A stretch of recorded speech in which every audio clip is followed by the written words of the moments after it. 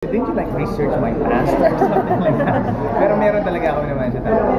At meron mga problema sa compound, like pag binabaha o pag nag-aaway yung ganito.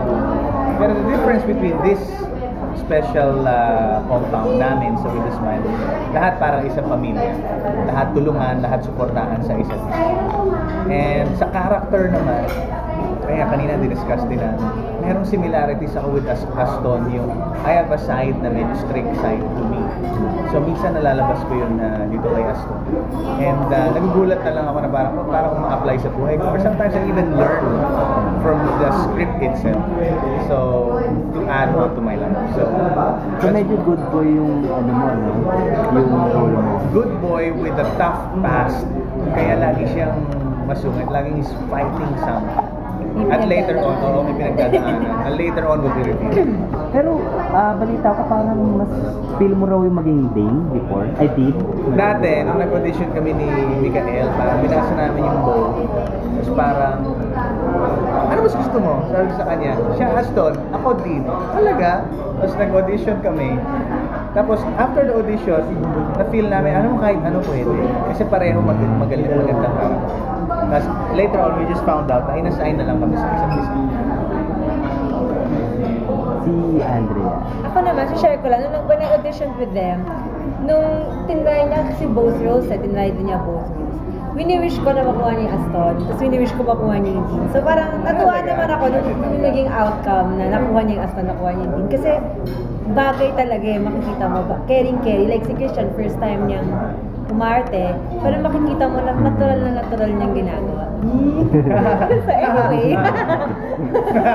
So anyway, si Isay kasi siya, very close sa family. Talagang yung madalas kasi tayo talagang close tayo sa family, pero yung kay Isay kasi iba parang nagtutulungan talaga sila. Parang barkada ang dating silang dalawa ng daddy niya, yung mga kapatid niya, parang ganun sila Talagang solid. So ganun din ako sa family ko. Very close ako sa mami ko, parang best friend ko yung mami ko. Yung daddy ko, nakakausap ko din ng parang kabarkada ko. Nakikita mo yung mami sa mga billboard. Ha? Nakikita mo yung mami mo sa billboard. Nagsasalita bilang nag-appear. Kasi sa show, gano'n na yung mami ko sa show, namatay na.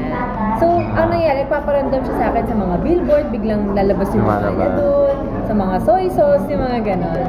So anyway, ayun, and then, si Isay dahil malaki yung pangarap niya, and hindi siya natitinag, kumbaga, gagawin niya lahat para ma-achieve niya yung mga pinlano nilang pamilya. So, gano'n din ako. I think, alam ng lahat that I've been in the business for 7 years, pero ngayon lang talaga nagbubunga. 7 years? So, yung patience nandun yung talagang, oo nga, wala ko sa'yo 7 years.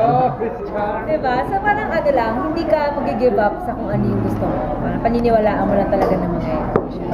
And yung pagiging karug ko na nalalabas ko lang sa mga kaibigan ko, sa mga close sa akin, nalalabas ko sa character ni Isa. Yung mga napapanood nyo na parang wacky, yung gano'n na nakakatawa, yun yung side ng Andrea na hindi usually nakikita ng mga. Si Dean. Nako. Mahilig sa babae. Nako. Mahilig sa babae. Hindi. Surprisingly, okay, sige. Yung happy-go-lucky side ni Dean, very innocent, na wala naman siyang intensyon na gumawa ng masama, nagkakataon lang na napapabayaan yung mga responsibilities niya. I think all of us have that side naman. So, depende na lang kung gaanong kalaki ang ganong side mo sa personality mo.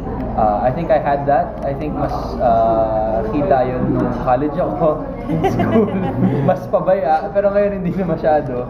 But I think everyone has it, yung happy-go-lucky na may pagka-innocent, naughty side. Tapos, dun sa mga babae niya, he's actually more of friendly talaga Very friendly. Hindi siya yung babaero, yung typical na babaero na pwede mong ikulong na siguro. Parang ganun. Si Dean mahilig lang talaga sa babae. He's very friendly. He's very outgoing. So, I think he's that kind of person. And I guess in terms of being outgoing, very introvert ako Hindi ako outgoing. Hindi, I'm pretty outgoing also. Saan siya nakakapunta talaga? Yeah, similar in some ways. Okay dito, I think people can relate to the different personalities. lahat ng tao may side. Kung ikaw, makita mo yung pagka-OC ni Aston, yung pagka-seryoso niya, may side ka na gano'n. Yung kay Isay, yung pagkawaki niya at yung pagka-clumsy niya, makita mo yung sarili mo. Tapos yung kay Dean naman, yung pagiging outgoing niya and fun-loving, makita mo rin. So I think yun yung pinaka-okay dito sa With a Smile.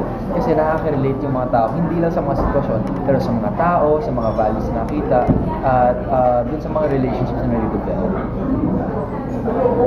Ano din sa personal ano mas type mo? Yung medyo pilyo na guy, medyo bad boy image, o yung medyo clean, squeaky clean na guy kagaya? Ano nga ba? Sa personal life.